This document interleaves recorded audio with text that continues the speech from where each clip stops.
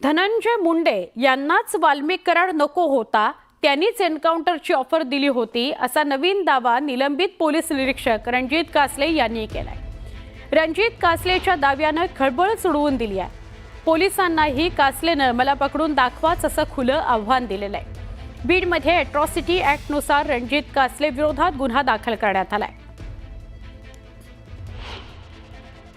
Encounter खुनी करण्याचा प्रयत्न केला आणि खुनी केला स्पष्टच सांगतो। आज असाही गुन्हा दाखल झालाय। ते धनंजय मुंडेंनाच नको होते वाल्मिक कराड, कारण त्यांची काही अंडी पिल्ली ते बाहेर काढणार होते आणि त्यांचा संबंध आला असता 302 मध्ये आणि आज ते आरोपी झाले असते किंवा होणारही नाहीत। कदाचित त्यांना खूप सपोर्ट आहे आपले महाराष्ट्राचे गृहमंत्री आणि सीएम फडणवीस साहेबांचा सपोर्ट आहे। ते होणारही नाही, त्यांना आरोपी केलेही नाही जाणार, तेवढे ते पुरावे दाबले गेलेले आहेत।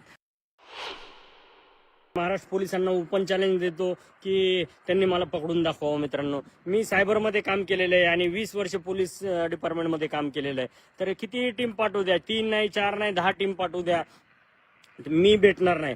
मी रोज 2 गाड्या चेंज करतो, इथून पुढे 2 कार्ड, 2 मोबाईल, 2 IMEI सगळे चेंज करणार, 2 स्टेट बदलणार इथून पुढे। तर मित्रांनो, मला पकडून दाखवायचा प्रयत्न या गव्हर्नमेंटने करायचा आणि मग बघायचं। त्याच्या अगोदर मी खऱ्या मार्गाने आणि न्यायाच्या मार्गाने जाणार आहे। माझा अँटिसिपेटरी बेल म्हणजे अटकपूर्व जामीन मी आजच मांडणार आहे कोर्टामध्ये। वकिलांना बोललोय मी या विषयावरती।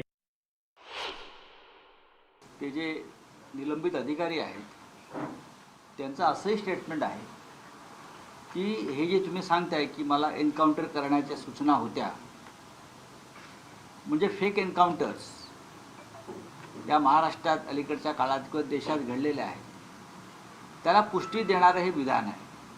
पण याची चौकशी होणं गरजेचं आहे। आणि जर हे निलंबित अधिकारी सांगत असतील की मी अशा प्रकारची नोंद अमुक अमुक पोलीस स्टेशनच्या डायरीत केलेली आहे, तर ते अधिक गंभीर आहे। जर अशा प्रकारची नोंद पोलीस डायरीत केली असेल तर त्याच्यावरती तेव्हाच ॲक्शन का झाली नाही?